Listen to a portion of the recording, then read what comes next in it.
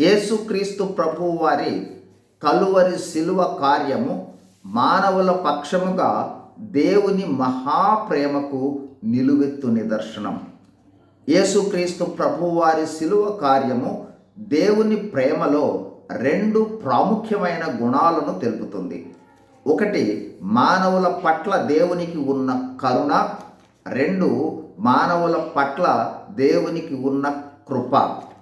మానవులమైన మనము దేనికి అర్హులమో దాని నుండి తప్పించుట కరుణ, దేనికి అనర్హులమో దానిని ఇచ్చుటయే కృప.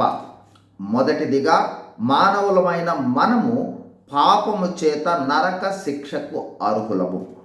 ఆ శిక్ష నుండి తప్పించేందుకు యేసుక్రీస్తు ప్రభువు వారి మీద మనందరి పాపములను మోపి శిక్ష విధించి మనలను శిక్ష నుండి తప్పించాడు దేవుడు.